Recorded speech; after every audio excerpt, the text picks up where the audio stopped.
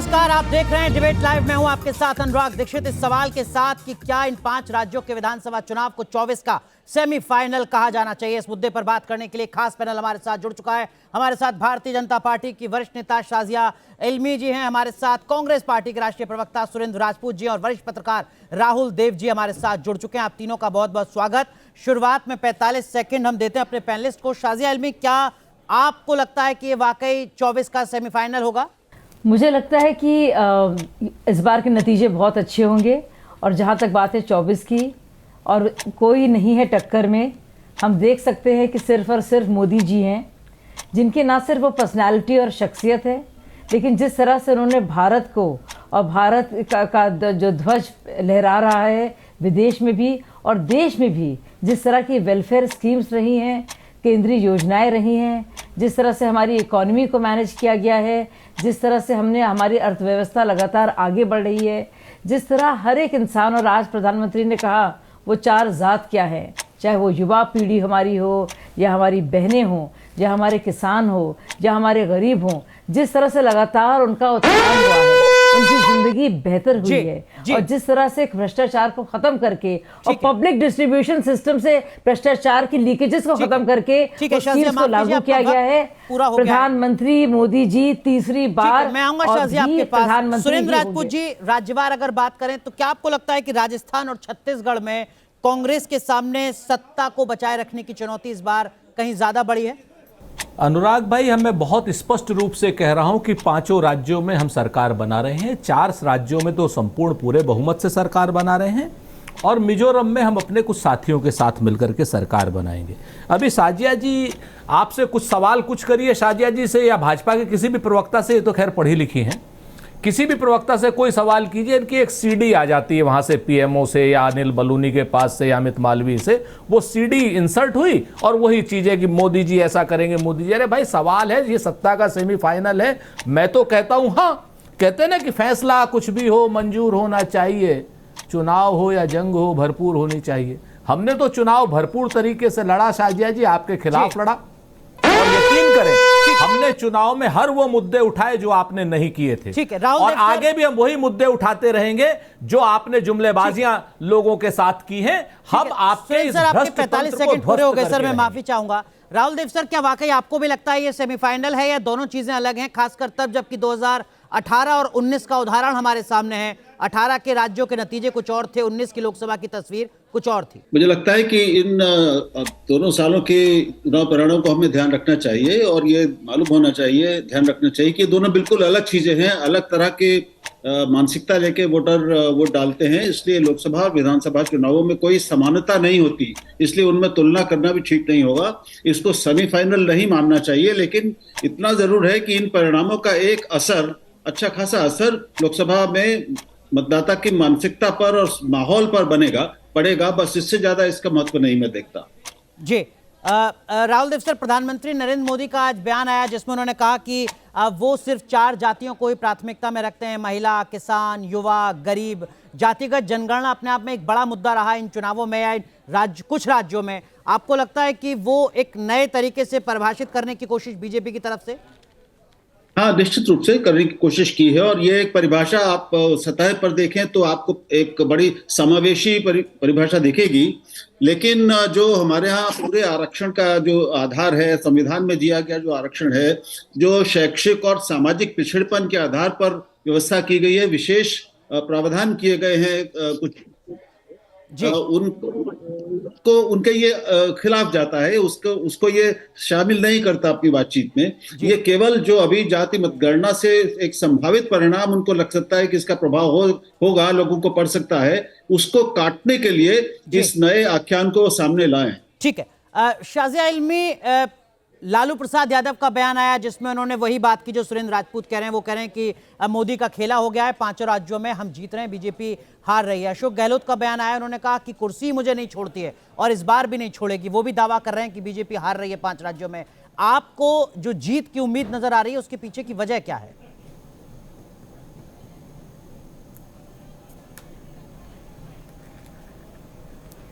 मुझे लगता है कि बहुत ही आसानी से, और अशोक गहलोत जी तो बल्कि कह भी रहे हैं, हिंट भी दे रहे हैं कि अगर धर्म का कार्ड नहीं खेला हो तो हम जीत जाएंगे। अब धर्म का कार्ड इतने सालों से कौन खेल रहा है? कौन मुसलमानों को एक वोट बैंक बना बनाकर उनका भी भ्रष्टाचार कर रहा है और उनकी भी बुरी हालत खस्ता हाल कर रहा है, उनकी और खुद की भी। तो अब देखिए वो खुद इस बात को मान रहे हैं कि कुछ हो नहीं रहा है राजस्थान में। उसके अलावा अगर अब देखा जाए, और अभी मैं सुन रही थी राहुल जी की बात को बहुत गौर से, तो अब देखिए विधानसभा के चुनाव जैसे आपने दिल्ली में देखा, सातों की सातों सीटें लोकसभा की गई भाजपा के खाते में, लेकिन विधानसभा चुनाव में केजरीवाल जी हावी रहे, और ऐसा और कहीं जगह हुआ है।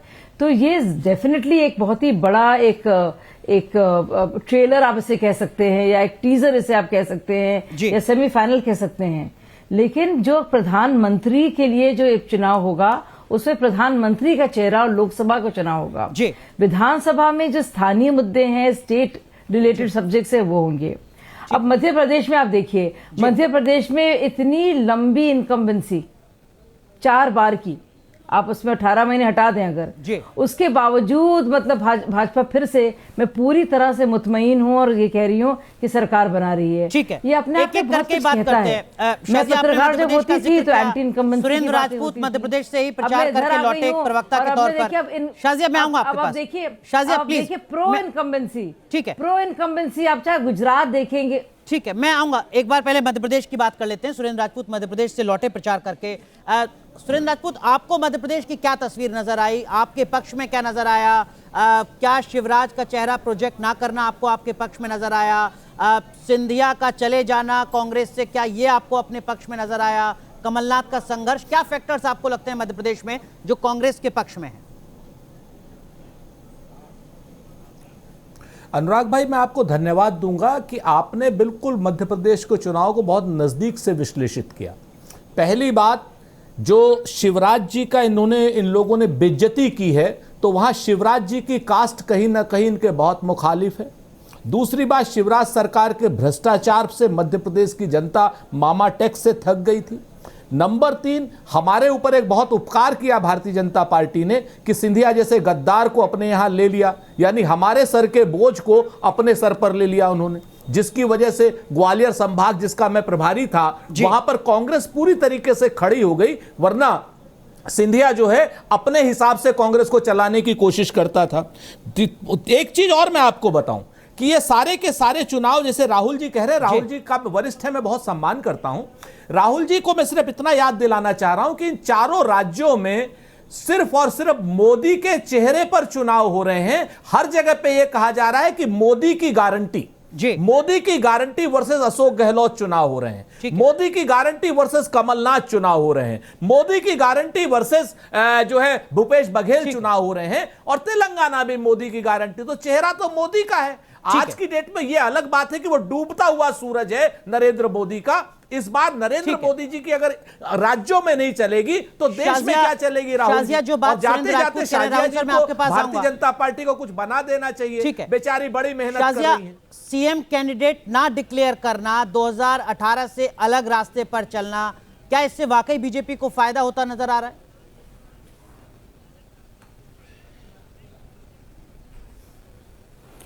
देखिए, बीजेपी की पॉलिसी पहली बार नहीं रही है, कई बार ऐसा हुआ है। और आप देखिए कि शुरुआती दौर में चाहे वो हरियाणा हो या महाराष्ट्र हो, और चाहे वो बल्कि उत्तराखंड हो, तो ऐसा भाजपा की नीति, भाजपा के नेता, भाजपा का नेतृत्व और भाजपा का पूरे राज्य के लिए जो एक नक्शा है वो एक है, समान है, और एक वो मॉडल है, और वो है भाजपा मॉडल ऑफ गवर्नेंस। तो उसमें नहीं फर्क पड़ता जो आपके होंगे अब सीएम चेहरे। हमारा जो केंद्रीय विकास योजनाएं हैं, राज्य विकास योजनाएं हैं, वो पूरी तरह से एक स्टैंडर्डाइज मोड में है, और हमें नीज से फर्क पड़ता है।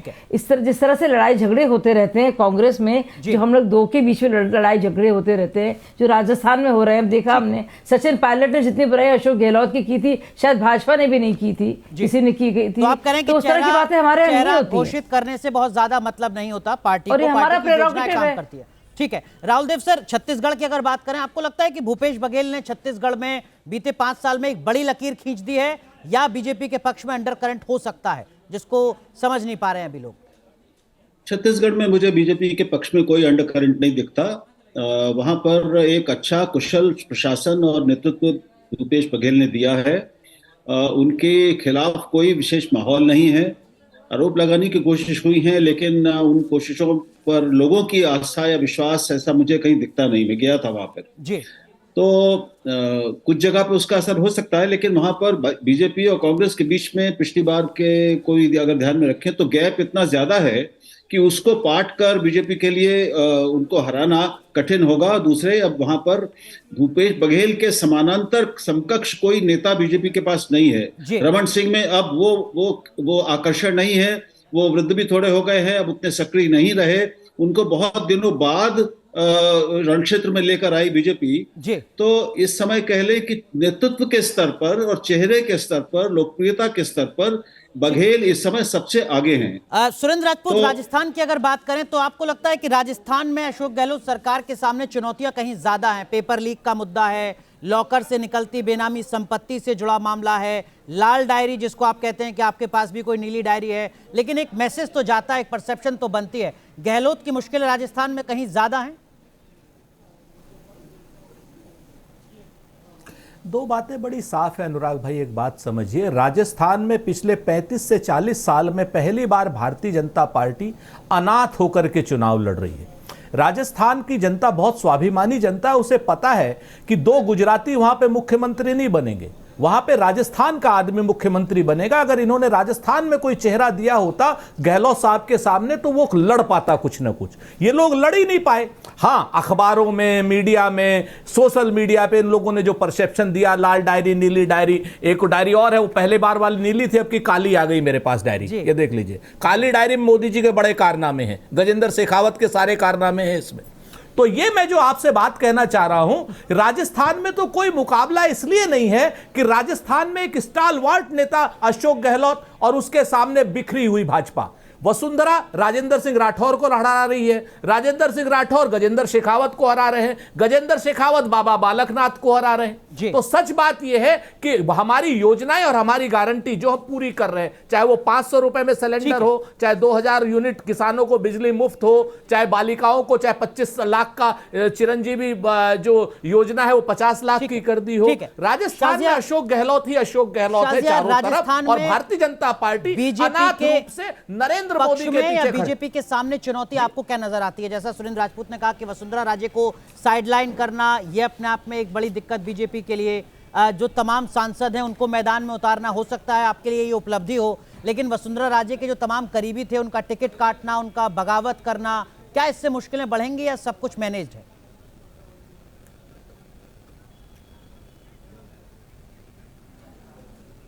नहीं, मुझे लगता है बहुत सारी चीज़ें हम ये इसलिए कहते हैं क्योंकि हम यकीन करना चाहते हैं और वो दरअसल होती नहीं है। तो मुझे लगता नहीं है कि ऐसा जो कहा जा रहा है कि वसुंधरा राजे जी की मर्जी के बगैर या उनकी हामी के बगैर बहुत से लोगों को लड़ाया जा रहा है।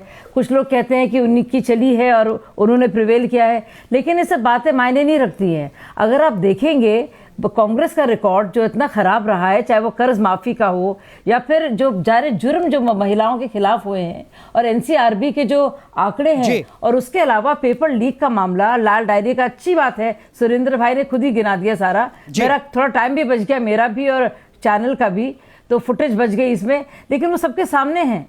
और मुझे लगता है कि पूरी तरह से 2/3 से ज्यादा की जीत भारतीय जनता पार्टी की होगी और वो सबके सामने होगी। अब ये जो है, अगर आप झूठ मूठ खेलना चाह रहे हैं इस कार्ड को कि वसुंधरा जी नाराज थी या नहीं थी, अब एक तो अव्वल तो आपको इसकी फिक्र नहीं करनी चाहिए। हम तो आपसे बता भी दे रहे हैं कि सबसे ज्यादा प्रचार अगर अशोक गहलोत के खिलाफ किसी ने किया है आखिरी दिनों को अगर छोड़ दिया जाए तो वो सचिन पायलट ने किया है। ठीक है, वो तो वसुंधरा जी ने ना किया। आप करिए कि भारतीय जनता पार्टी में कहीं कोई दिक्कत नहीं राजस्थान में, लेकिन राहुल देव सर, तेलंगाना का जिक्र करना भी जरूरी है। क्या आपको लगता है कि भारतीय जनता पार्टी जो कर्नाटक के बाद तेलंगाना में कुछ बेहतर कर सकती थी? जिस तरीके के आंकड़े दिखे पिछले चुनावों में, 2019 के लोकसभा चुनाव में 19% से ज्यादा वोट मिला, 4 सीटें मिली, कांग्रेस को सिर्फ 3 सीटें मिली थी तेलंगाना में। हैदराबाद म्युनिसिपल कॉरपोरेशन के चुनाव में टीआरएस के बाद बीजेपी को सबसे ज्यादा सीटें मिली, एआईएमआईएम और कांग्रेस के मुकाबले भी कहीं ज्यादा।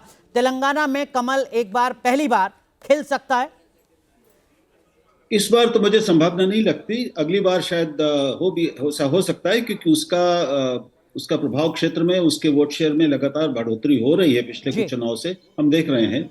लेकिन इस बार भी वहां भी गैप बहुत ज्यादा है, और वहां अभी उसका संगठन ना तो उस तरह का हुआ है सब जगह गांव गांव में, ना उसके पास उस तरह के कद्दावर नेता हैं जैसा आप हमको बीआरएस में और कांग्रेस में दिखता है। और कांग्रेस वहां, और ये दोनों पार्टियां अब वहां पर बहुत पुरानी हो गई। बीजेपी अभी अपेक्षाकृत एक नई पार्टी है वहां के अधिकांश हिस्सों के लिए, विशेष तौर पर ग्रामीण इलाकों में।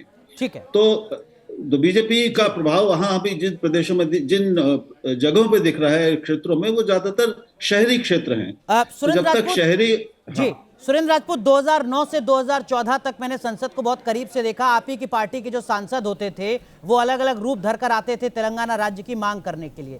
राज्य बनाने का आपने ऐलान कर दिया, लेकिन 14 से लेकर 24 तक, 23 तक आप सत्ता के लिए तेलंगाना में तरसते रहे। इस बार वही इकलौता राज्य है जिसके लिए सबसे ज्यादा आप दावा कर रहे हैं कि हम सत्ता में आ रहे हैं। क्या उसके पीछे की वजह है? देखिए, हम तो सभी राज्यों में सत्ता में आ रहे हैं और तेलंगाना की जनता ने इस बार मन बना लिया है।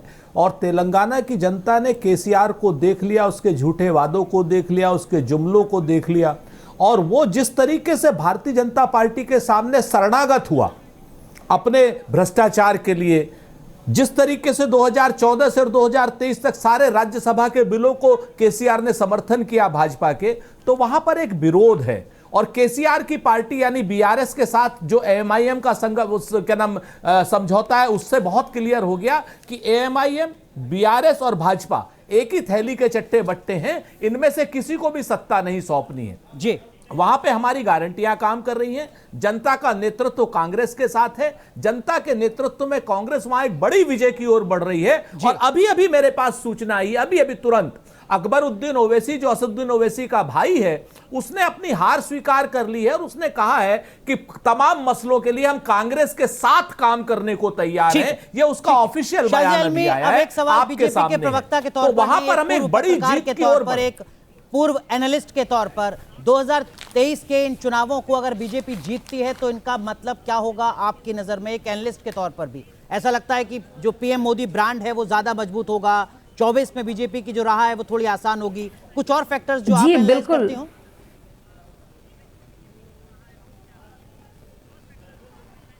नहीं, मुझे इस बात को लेकर काफ़ी मैं क्लैरिटी है और मैं स्पष्ट रूप में अपनी बात को रखूंगी, ना सिर्फ एक राष्ट्रीय प्रवक्ता होने के नाते, पर एक विश्लेषक होने के नाते भी और एक पूर्व पत्रकार होने के नाते भी, कि तेलंगाना में एक बहुत बड़ी फौज की तरह हम उभरेंगे।